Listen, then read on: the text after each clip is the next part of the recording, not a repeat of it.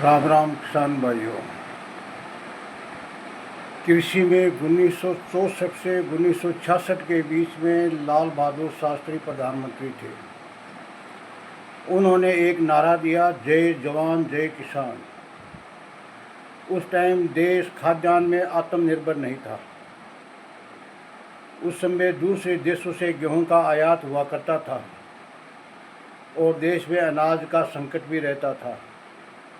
इसीलिए लाल बहादुर शास्त्री ने जय जवान के बराबर जय किसान का नारा दिया और किसानों से अपील की कि देश को खाद्यान्न के मामले में आत्मनिर्भर बनाया जाए।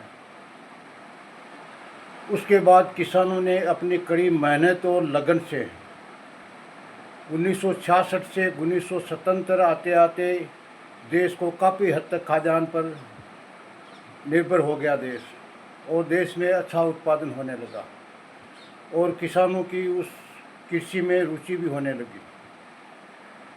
लेकिन उसके बाद में 1977 के बाद में फिर भी किसानों ने निरंतर अपनी कृषि में अपनी मेहनत रात और दिन परिश्रम करते रहे और मेहनत करते रहे लगातार, और खाद्यान्न सामग्री में देश आगे बढ़ता रहा और देश में इतना खाद्यान्न पैदा किया कि देश के पास में 2-2, 3-3 साल का स्टॉक गोडाउनों में भरपूर भर गया।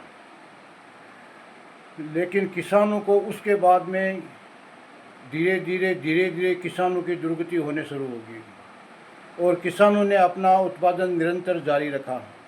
लेकिन इन नेताओं ने कृषि को फिर दबाने की धीरे धीरे प्रक्रिया शुरू कर दी।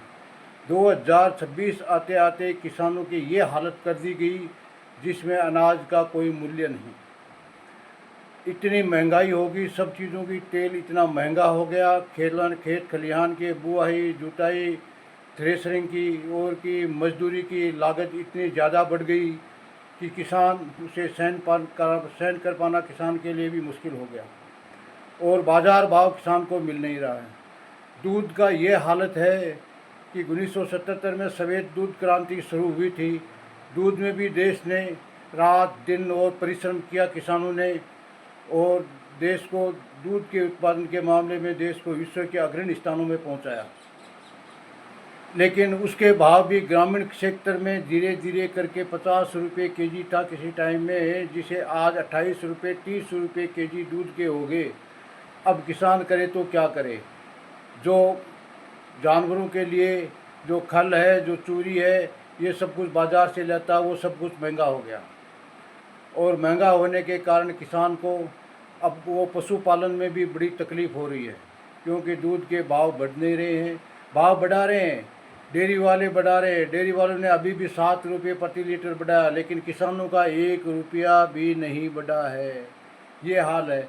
डेयरी अपने प्रोडक्ट को देख करके पेड़ 2 रुपये 5 रुपये 7 रुपये तक बढ़ा देती है, लेकिन किसानों का कोई सुनने वाला नहीं है। किसानों के वही ढाक के 3 पात हैं।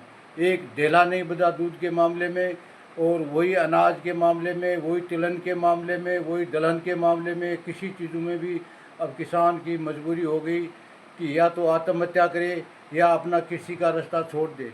कृषि छोड़ेगा तो किसान जाएगा कहाँ? उसके पास में इंडस्ट्रीज़ का स्किल है नहीं, उसके पास में सिर्फ कृषि करने का ही अनुभव और स्किल है। ये समस्या किसान के सामने बड़ा संकट और विकराल रूप के सामने है।